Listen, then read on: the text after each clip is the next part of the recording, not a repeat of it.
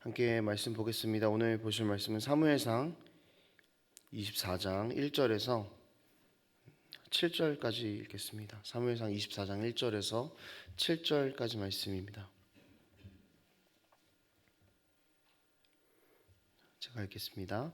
사울이 블레셋 사람을 쫓다가 돌아오매 어떤 사람이 그에게 말하여 이르되 보소서 다윗이 엔게디 광야에 있더이다 하니 사울이 온 이스라엘에서 택한 사람 3,000명을 거느리고 다윗과 그의 사람들을 찾으려 들렴서 바위로 갈새 길가 양의 우리에 이른즉 굴이 있는지라 사울이 뒤를 보러 들어가니라. 다윗과 그의 사람들이 그 굴 깊은 곳에 있더니 다윗의 사람들이 이르되 보소서 여호와께서 당신에게 이르시기를 내가 원수를 내 손에 넘기리니 내 생각에 좋은 대로 그에게 행하라 하시더니 이것이 그날이니이다 하니 다윗이 일어나서 사울의 겉옷자락을 가만히 베니라. 그리한 후에 사울의 옷자락 뱀으로 말미암아 다윗의 마음에 찔려 자기 사람들에게 이르되 내가 손을 들어 여호와의 기름 부음을 받은 내 주를 치는 것은 여호와께서 금하시는 것이니 그는 여호와의 기름 부음을 받은 자가 됨이니라 하고 다윗이 이 말로 자기 사람들을 금하여 사울을 해하지 못하게 하니라. 사울이 일어나 굴에서 나가 자기 갈 길을 가니라. 아멘. 사무엘상 24장에서 26장까지는 다윗을 쫓아다니면서 죽이려고 했던 그 사울의 이야기가 서서히 결론을 지어지는 그런 부분입니다. 여전히 쫓기고 있는 다윗과 그 사울 사이에서 이제 어떤 결말이 지어졌는지, 그 추격전의 결과가 어떻게 끝이 났는지를 정리를 해주는 그런 부분입니다. 그런데 이전 부분과는 조금 약간의 차이가 보인다면은 이전까지는 다윗이 좀 도망 다니는 그런 부분만 조금 두드러졌습니다. 그러니까 갈등 상황에서 피하거나 아무것도 하지 않거나 이제 이런 부분들이 조금 두드러졌는데 24장부터 26장까지는 사울을 대하고 있는 다윗의 태도가 조금 더 두드러진다는 점에서 약간의 앞부분과는 그런 차이가 있습니다. 그리고 다윗이 그렇게 행동함을 통해서 자신이 무엇을 중요하게 생각했었는가 이제 그것을 우리가 본문 안에서 확인해 볼 수가 있습니다. 어제 본문에서 블레셋이 침략해오는 바람에 다윗을 죽이지 못했던 사울은 블레셋이 침략해온 것을 잘 해결한 것으로 보입니다. 그리고 그 문제를 다 해결하고 이제 3,000명을 선택해서 다시 다윗이 있다고 이야기를 들은 곳으로 다윗을 잡으러 갑니다. 3,000명이라는 이야기가 나와 있는데요. 이 3,000명은 심지어 선택을 한 정예 부대였습니다. 그러니까 이번에야말로 내가 정말 기필코 다윗을 죽이겠다라고 하는 그 사울의 강한 의지가 이 선택된 3,000명을 뽑은 데 강력하게 들어가 있는 것이죠. 그러던 중에 이제 용면을 보기 위해서 동굴로 들어갔습니다. 그런데 거기에 다윗과 그의 부하들이 숨어 있었습니다. 완전히 무방비 상태에 있던 사울을 죽이기에 너무나 좋은 기회였습니다. 부하들도 사울을 죽이는 것이 하나님의 뜻이다. 하나님이 마음대로 하게 두시는 것이다. 이제 이런 얘기를 다윗에게 했습니다. 하지만 다윗은 사울을 죽이지 않았고 사울의 옷자락만 베었습니다. 그리고 이 행동은 24장 마지막 부분에 보면은 사울의 그런 굴복을 이끌어내죠. 사울과 다윗의 가장 큰 차이는 자신에게 주어져 있던 그 문제를 전혀 다른 방법을 가지고 해결하려는 데 있었다는 것입니다. 사울은 자신에게 주어진 문제, 그러니까 사람들이 나보다 다윗을 더 사랑하고 하나님도 나보다 다윗을 더 사랑하고 또 자신의 왕위를 빼앗길 것 같은 이 문제 앞에서 이것을 해결하기 위해서 일종의 강압적인 권위를 사용하는 거죠. 자신이 가지고 있는 무력을 사용하는 것입니다. 사울이 강압적인 권위를 가지고 일들을 해결하려고 했을 때 사울의 상황이 나아졌어야 했는데 전혀 나아지지 않는 그런 모습이 보입니다. 오히려 자신의 수치만 계속해서 드러나고 있는 것이죠. 권위를 행사하면 행사할수록 사울의 뭔가 능력이 커져야 되고 가진 소원들이 이루어져야 하는데 오히려 자신이 가진 힘은 더 초라해지고 권위는 더 작아질 뿐이었습니다. 여러분 다윗은 어땠습니까? 다윗이 사울을 죽일 수 있는 기회는 그 동굴 안에서 있었죠. 전쟁터에서도 아닙니다. 동굴 안이었습니다. 그러니까 가장 사울을 죽이기 쉬운 상태, 그런 상황이 다윗 앞에 떡하니 이렇게 놓여진 것이죠. 그런데 여기서 다윗은 사울이 선택했던 방법대로 똑같이 행하지 않았다는 것입니다. 사울을 죽이게 되면은 도망 다니던 자신의 이 도망자 같은 삶도 청산할 수 있고 기름 부음도 받았겠다. 더 이상 고생하지 않고 왕으로 설 수 있었습니다. 그럼에도 불구하고 다윗은 사울과는 전혀 다른 방법을 선택하고 있습니다. 사울이 다윗을 죽이려고 했다면 다윗은 사울을 살려둠으로 생명을 세우는 그런 반대되는 것들을, 그런 모습을 우리가 확인할 수 있는 것이죠. 심지어 다윗은 다른 사람들, 부하들에게 사울을 건드리지 말라라고 이렇게까지 명령을 합니다. 왜냐하면 다윗은 하나님을 존중했기 때문입니다. 그래서 하나님의 방법대로 모든 일을 행해야 한다는 것을 늘 기억하고 그곳에 자기의 삶의 방향성을 두고 살았던 사람이었던 것이죠. 10절에 보면은 사울을 여호와의 기름 부음 받은 자다라고 이렇게 지칭하고 있습니다. 이것은 사울을 용서하는 것에 포커스가 맞춰져 있는 것이 아니라 사울에게 기름을 부으셨던 그 하나님의 권위에 포커스가 있는 것입니다. 그러니까 최종 권위자에게 순종하는 것이 다윗에게는 가장 중요했던 것이죠. 최종 권위자가 원하는 방향대로 살아가는 것이 다윗에게는 가장 중요했던 부분이었다는 것입니다. 물론 그 다윗을 따르는 사람들은 굉장히 답답했을 것입니다. 왜냐하면 다윗을 목숨을 걸고 쫓고 있는데 다윗이 그냥 사울을 좀 죽여줬으면 우리의 삶도 꽤나 괜찮은 삶이 될 수 있을 것 같은데 다윗이 그렇게 하지 않는 거죠. 당장 사울을 죽이지 않는 다윗을 따라다니는 것 때문에 언제 다시 자신들에게 손해로 돌아올지 모르는 그런 상황에 놓여 있었기 때문입니다. 그렇지만 조금은 답답하고 다른 사람들의 시선이 따가웠을 수 있지만 다윗은 하나님의 방법대로 주어진 상황들을 이겨내려고 힘썼다라는 것입니다. 그래서 그는 5절에서 이 사울의 옷을 벤 행위조차도 마음에 찔려했다라는 그런 표현을 쓰고 있습니다. 왜냐하면 이 옷을 베는 행위 자체가 목숨을 뺏지 않았다고 해도 사울의 방법과는 동일한 부분이 있었기 때문인 거죠. 그러니까 똑같이 힘을 사용했다라는 점에서 자신이 하나님을 존중하지 못했다, 그것 때문에 아파하고 있는 다윗의 모습이 이것 가운데 드러나고 있는 겁니다. 뭐 옷 하나 베는 거 어때? 라고 생각할 수 있지만 그 작은 행동조차도 하나님께서 원하시는 방향이 아니었다라는 것을 다윗은 알고 있었고 그 작은 것에도 아파할 수 있는 그런 사람이었다라는 것이죠. 조금이라도 그 최종 권위자인 하나님께 불순종하는 모습을 보이는 그 자신의 모습조차도 후회하고 있는 것입니다. 사울이 세상을 살아가는 그 방법이 철저하게 세상의 방법이었다면 다윗의 방법은 하나님을 섬기는 하나님 나라 백성의 삶이었던 것입니다. 다윗에게는 하나님이 왕이셨습니다.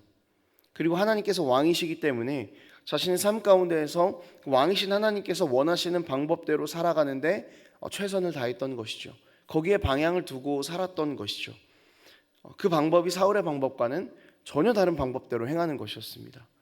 사울의 방법과는 전혀 다른 방법으로 자신에게 주어진 상황들을 이겨내는 것이었습니다. 여러분, 우리도 우리 삶에서 그 최종 권위자가 누구인지를 정확하게 드러내며 살아야 합니다. 하나님께서 우리 삶의 최종 권위자라는 것을 드러내기 위해서는 세상의 방법대로 행해서는 안 된다는 것입니다. 사람을 죽이는 길이 아니라 사람을 살리는 길이어야 합니다. 내가 사는 길이 아니라 내가 죽는 길이어야 합니다. 내가 손해를 보는 길이어야 합니다. 사울에게 쫓기면서 죽을 고비를 몇 번이나 넘긴 다윗에게 가장 큰 손해는 사울을 죽이지 않는 것이 가장 큰 손해였습니다. 최종 권위자인 하나님을 인정하고 드러내는 것이 다윗에게는 당장 큰 손해였다라는 것이죠. 하나님의 방법대로 계속해서 행하고 그렇게 답답하게만 살아가고 있던 그 다윗을 사람들이 걱정했을 겁니다. 또 사람들이 어떤 비난하고 답답해하고 내가 정말 다윗에게 내 삶을 맡겨도 되나 이런 시선, 이런 마음을 가지고 있었고 다윗도 늘 이런 시선에 쫓겨 있었을 것입니다. 동굴 안에 있던 신하들도 그렇지 않았습니까? 사울을 죽여야 된다고, 지금 이 끊어지지 않는 고난의 고리를 끊어내야 한다고, 세상의 방법으로 사울이 우리에게 얼마나 많은 일을 했는데 우리가 조금 사울 한번 죽이는 게 무슨 문제가 되겠습니까? 그렇게 조금만 눈 감고 끊기만 하면 된다고 하면서 설득하고 또 다윗이 그렇게 할 거라고 기대했었을 것입니다.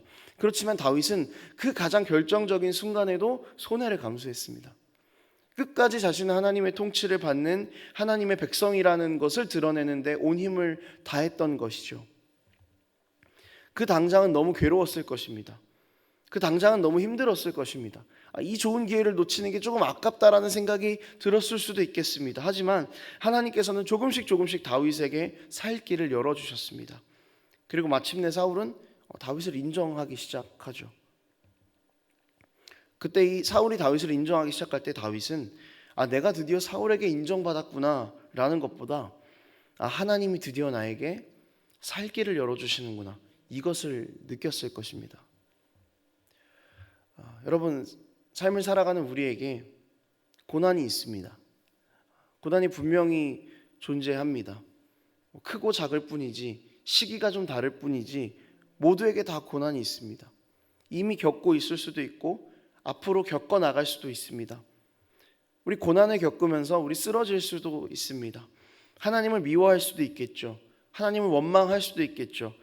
세상 사람들이 고난 가운데 있는 나를, 그냥 하나님만 붙잡고 있는 나를 답답하다고 할 수도 있겠습니다. 하지만 여러분, 우리 모든 삶의 방향을 그 가운데에서도 하나님께 두십시오. 하나님의 방법대로 살아가는 것에 방향성을 두고 때로는 뒤로 넘어져도 다시 앞으로 가십시오. 그렇게 하나님 나라의 그 백성이라는 정체성을 가지고 하나님이라는 방향성을 가지고 살아가는 우리를 하나님께서는 절대로 놓지 않으실 것입니다.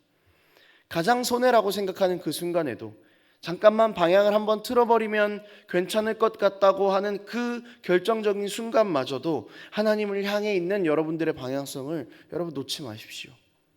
우리 계속 앞으로 가다 보면은 어느새 우리를 바라보시고 우리를 안아주시는 그 신실하신 하나님을 만날 수 있게 될 것입니다.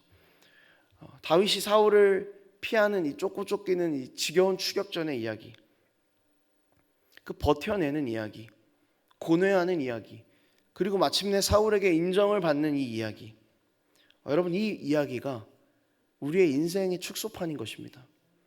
그리고 이 세상의 어떤 말보다도, 어떤 위로보다도 선명하게 우리의 미래의 결과를 보여주는 그런 본문들입니다. 하나님께 방향성을 두고 버티고 인내하고 견디는 자들의 삶의 결과가 어떤지를 우리에게 보여주고 있는 것입니다. 이야기가 계속해서 비슷하게 반복되죠. 오늘 본문과 비슷한 내용이 26장에도 반복이 될 것입니다. 반복되는 만큼 하나님께서 우리 삶에 그렇게 선명하게 보여주고 싶으셨던 것입니다. 고난을 가지고 살아가는 우리들이 하나님께 방향성을 두었을 때, 오늘 하루를 또 하나님을 붙잡고 버티면서 살아갈 때에 어떤 미래가 주어지는지를 하나님께서 우리에게 반복하고 또 반복하시면서 선명하게 보여주고 싶으셨던 것입니다. 우리를 놓지 않으신다고 오늘 말씀을 통해서 우리에게 이야기하고 계신다는 것을 기억하고 우리 삶에 그 마주한 고난들을 이겨내기를 원하신다는 것을 우리가 믿음으로 신뢰하기를 원합니다. 주님 다시 오실 그날, 우리 삶의 모든 고난들이 다 끝날 그날에 하나님께 방향성을 두고 끝까지 버티면서 삶의 고난들 가운데서 하나님을 놓지 않았던 우리에게 주님께서는 생명의 면류관을 주실 것입니다. 말씀을 정리하겠습니다. 여러분, 다윗이 가장 중요하게 생각했던 것은 하나님의 백성으로 내가 이 땅에서 어떻게 살아야 하겠는가에 대한 그런 문제였습니다. 그래서 그는 세상의 방법인 그 사울의 방법들을 내려놓고 하나님을 신뢰하는 방향을 선택했습니다. 여러분, 다윗이 잡았던 그 방향이 우리도 같은 방향이기를 원합니다. 다윗이 보고 걸었던 그 방향이 우리가 지금 보고 걷고 있는 그 방향이기를 원합니다. 쓰러지고 또 넘어지고 반복하고 이것들을 반복하고 또 반복할지라도 어려움과 고난이 닥칠 때에 하나님을 신뢰함으로 일어나는 우리가 되기를 원합니다. 여러분, 우리의 방향을 한 번 더 점검합시다. 우리의 방향은 어디로 향해 있습니까? 이제 방향을 재점검하면서 영원히 우리를 놓지 않으시는 하나님께로 우리의 삶의 방향을 재조정합시다. 그리고 하나님께서 주시는 그 참된 평안함과 자유가 우리 삶 가운데 가득한 것을 하루하루 느껴가며 그렇게 살아가는 우리의 삶이 되기를 원합니다. 기도하겠습니다.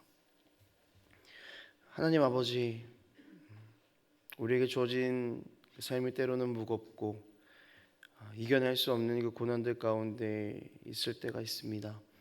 그러나 주님, 오늘 하나님께서 말씀을 통하여서 우리에게 주신 하나님을 향하여서 방향을 두고 살아가는 백성들의 결과가 어떤지를 보여주신 이 말씀을 붙잡고 우리가 다시 한번 일어나 힘을 내어 걸어가기를 원합니다.